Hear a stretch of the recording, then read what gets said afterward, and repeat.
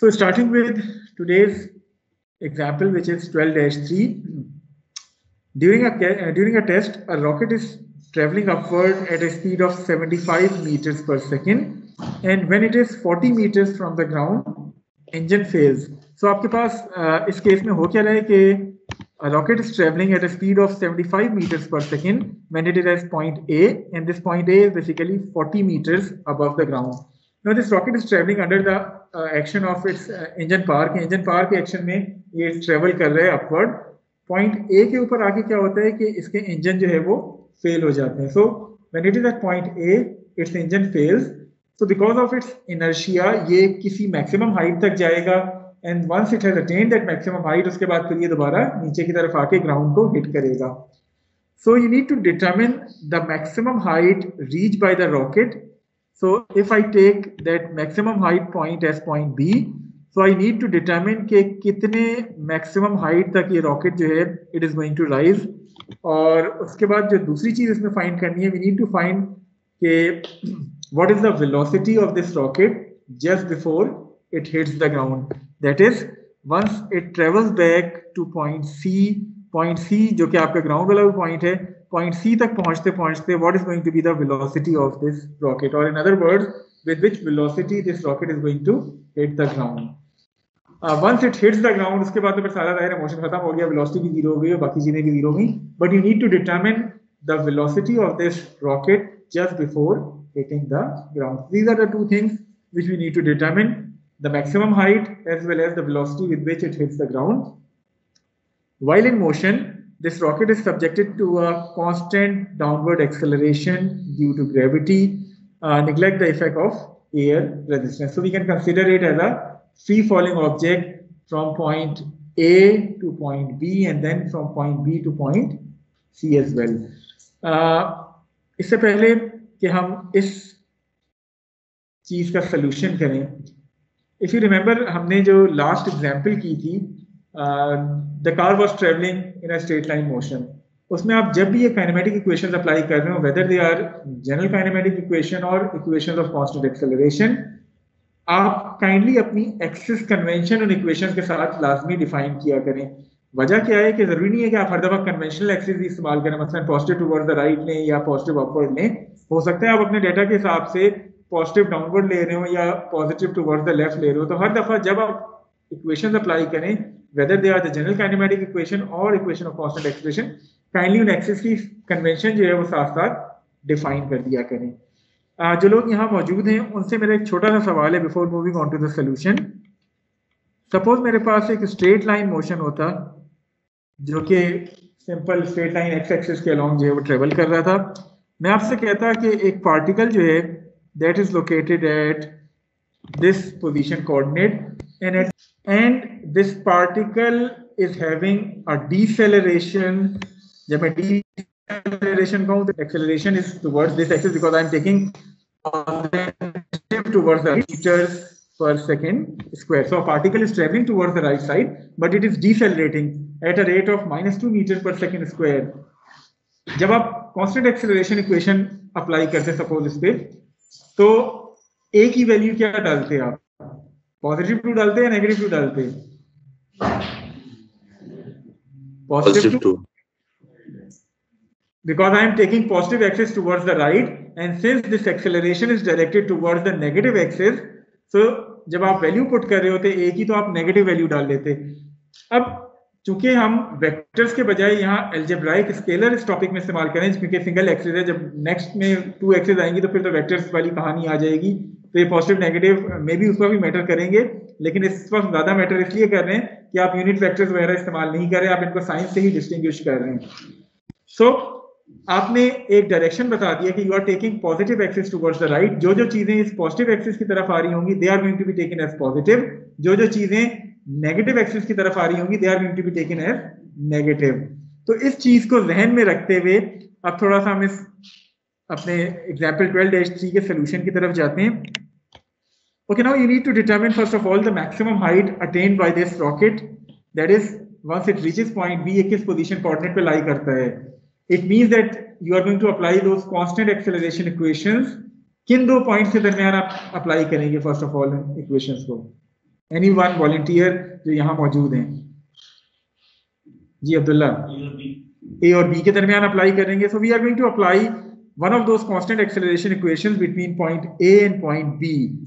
The next question is, जो second student है, हम कौन सी constant acceleration equation को यहाँ अप्लाई करेंगे between points A and B in order to find out that maximum height SB. Basically आपके पास इस पूरी प्रॉब्लम में कहीं भी टाइम का वेरिएबल जो है वो इन्वॉल्व नहीं है. बाकी दोनों इक्वेशन जो हैं they involve the time variable, यानी टी उसमें आ रहा होता है. सिर्फ ये वो इक्वेशन है जो a d s equal to v d v से डिराइव हुई है. तो यहाँ इसमें चूंकि टाइम वेरिएबल इस प्रॉब्लम में इन्वॉल्व नहीं है, therefore you are going to apply equation v square equal to v not square plus 2as या 2ac(s minus s naught). So starting with the solution, I am going to consider the motion of this rocket from point A to point B, and I am going to apply one of those constant acceleration equations, v square is equal to v naught square plus 2ac s minus s naught on this projectile motion. But since I am applying it between points A and B, तो B मेरा final point हो गया, A मेरा initial point है, तो मैंने अपनी ये जो velocity की और S की जो abbreviations हैं उनको उसी हिसाब से modify कर लिए. That equation would become VB square equal to VA square plus 2AC SB minus SA. एक चीज जो मैं आपको दोबारा बता रहा हूँ जिसका आपने ख्याल रखना है solution के वक्त, कि I am defining the positive axis in this case to be the axis which is directed upward. So upward को मैं पॉजिटिव डायरेक्शन के तौर पे स्पेसिफाई कर रहा हूँ. इट मींस के वो तमाम चीजें जो पॉजिटिव यानी अपवर्ड आ रही हैं उनको मैं पॉजिटिव साइन से रिप्रेजेंट करूंगा. वो तमाम चीजें जो डाउनवर्ड डायरेक्शन में इस प्रॉब्लम में आएंगी उनको मैं नेगेटिव साइन के साथ रिप्रेजेंट करूंगा. अब थोड़ा सा यहाँ गौर से देखें. When this rocket is at the initial point which is point A, it has a velocity of 75 metre per second. So VA की वैल्यू मैंने 75 जो है वो इस इक्वेशन में पुट कर ली है. जहां तक ताल्लुक इस एक्सेलरेशन ड्यू टू ग्रेविटी का है, since I am defining positive axis upward and the value of acceleration due to gravity is towards the ground. हमेशा आपकी AG यानी G की जो वैल्यू है that is towards the ground. So upward आप डिफाइन करें positive axis, acceleration due to gravity downward है, तो what should be the sign of this G? अब जरा सोचे ना, ये जो आपको मैंने एग्जांपल दी थी कि पार्टिकल 3 मीटर पर सेकंड के साथ पॉजिटिव साइड पे ट्रेवल कर रहे हैं but it is decelerating at -2 metre per second square. अगर आप इस पे वही इक्वेशन अप्लाई करते तो ये क्या हो जाता है, 3 square which is the initial velocity plus 2 into -2 into delta S. ठीक है. तो थोड़ा सा जब आप वर्टिकल की बात आती है तो आप घबराते हैं कि वेलोसिटी इस तरह नहीं, वेक्टर्स की फॉर्म में जब आप बात कर रहे हैं तो वो तमाम vectors that are directed towards the positive side should be represented with a positive sign. वो तमाम values, वो तमाम quantities which are directed towards the negative side should be represented with a negative sign. So coming back to this equation, आपने G की value जो है वो यहाँ नेगेटिव साइन के साथ इंक्लूड कर दी. SB minus SA, since it is already given to you that it is at a position coordinate of 40 meters once the engine fails at point A. So SA की value आपने 40 put की. Once you solve it, the value of SB comes out to be 327 meter. लेकिन इस case में what is going to be the value of this VB? Why 0? Because once the rocket has attained its maximum height, momentarily ये नहीं होगा कि 0 पे वो रुक जाएगा, नहीं, momentarily that velocity is going to be 0 and then this rocket is going to travel back towards the ground. So momentarily जब उसकी वैल्यू 0 हो रही है तो we are taking basically that point जिसपे वो मैक्सिमम हाइट अटेन कर चुका है. यही वजह है कि हमने VB की वैल्यू जो है वो 0 पुट की है. So putting all these values will give you the value of maximum height to be equal to 327 meter. It means के इंजन फेल होने के बाद this rocket is going to attain a maximum position coordinate of 327 meter before coming down again. यहाँ तक clear है rake को या कोई क्यूरी है किसी की? चलें बाकी सेकंड पोर्शन भी सॉल्व करते हैं, उसके बाद एक ही दफा आपकी क्यूरीज को जो है वो डिस्कस करेंगे. Okay, now in the second part we need to find out the velocity with which this rocket will hit the ground again. So again time variable involve नहीं है, सो इक्वेशन आपने यही वाली अप्लाई करनी है, constant acceleration वाली. However, now you are going to apply this equation between points B and point C. The initial point would now become point B. The final point would now become point C. एक चीज का जो आपने ख्याल रखना है वो क्या है कि बीच क्वेश्चन के आपने कोशिश करनी है कि साइन कन्वेंशन चेंज ना करें। अगर पहले पार्ट में आपने पॉजिटिव अपवर्ड डिफाइन किया है तो सेकंड पार्ट में भी पॉजिटिव अपवर्ड ही डिफाइन करें। ये ना हो कि सेकंड पार्ट के लिए आप पॉजिटिव डाउनवर्ड कर दें और फिर ज्यादा कंफ्यूज हो जाए कि किसके साथ मैंने पॉजिटिव लगाना है किसके साथ नेगेटिव लगाना है। तो हमेशा गलती से बचने का आसान तरीका क्या है कि एक दफा साइन कन्वेंशन डिफाइन कर लें जो पूरे क्वेश्चन के ऊपर अप्लाई होती है। So I am taking the same sign convention, that is positive upward, in second part as well, and I am applying the same equation between points B to point C.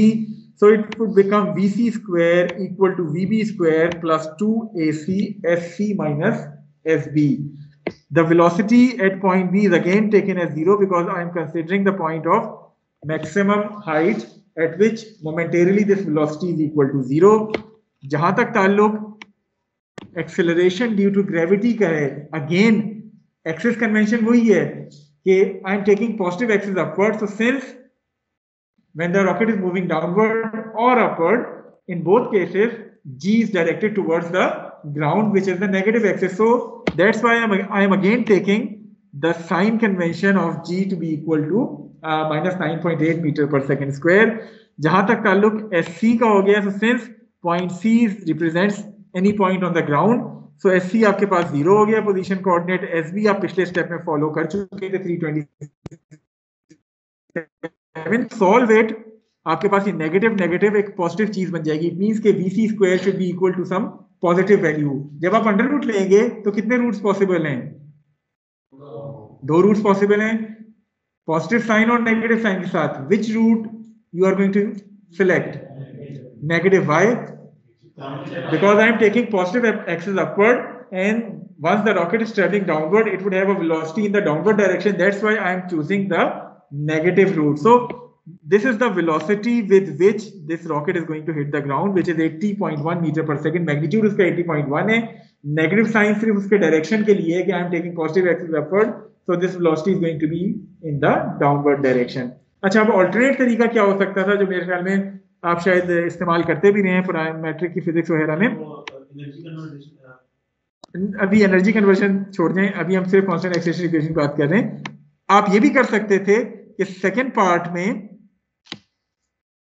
अपनी sign convention को change करना चाहते तो कर सकते थे, यानी आप पॉजिटिव डाउनवर्ड ले सकते थे। उसका नुकसान या फायदा क्या होता कि आपका फिर ये 9.8 जो है वो पॉजिटिव हो जाता, लेकिन फिर आपको करना क्या पड़ता कि आप इसको रेफरेंस बना लेते, ठीक है, ये आपका रेफरेंस हो जाता और आप 327 जो है वो SC 327 माइनस 0 ले लेते, तो अगेन आपके पास पॉजिटिव आना था और फिर आप पॉजिटिव रूट ही सेलेक्ट कर सकते थे बिकॉज आपने डाउनवर्ड जो है पॉजिटिव लिया, वेलोसिटी भी 80.1 आपकी पॉजिटिव ही हो सकती थी। लेकिन आपको जो मैं बार बार समझा रहा हूँ, जब भी आप वेक्टर्स और आगे चूंकि हमारे वेक्टर्स ही इन्वॉल्व हैं, वेक्टर्स वगैरह के केस में कोशिश करें कि स्टार्ट ऑफ द क्वेश्चन एक साइन कन्वेंशन डिफाइन कर लें, फिर उसी साइन कन्वेंशन को फॉलो करें, उससे आपकी गलती के चांसेस जो है वो कम से कम हो जाते हैं। अगर मैं पहले पार्ट में देखूं तो थोड़ा सा देखें, वेलोसिटी आपके पास 75 है, एक्सेलरेशन आपके पास 9.81 है, मतलब क्या है इसका? Velocity positive, acceleration negative. The particle is decelerating from point A till point B when it reaches its maximum height. दूसरे केस में आपके पास वेलोसिटी भी नेगेटिव है, एक्सेलरेशन भी नेगेटिव है। It means that from point B to point C, this particle is actually accelerating. That's why आपके पास 0 metre per second के साथ 80.1 मीटर पर सेकंड की वेलोसिटी में इंक्रीज आ रही है। Is it clear to all of you? Now, if you have any question, any query regarding this example, you may ask now.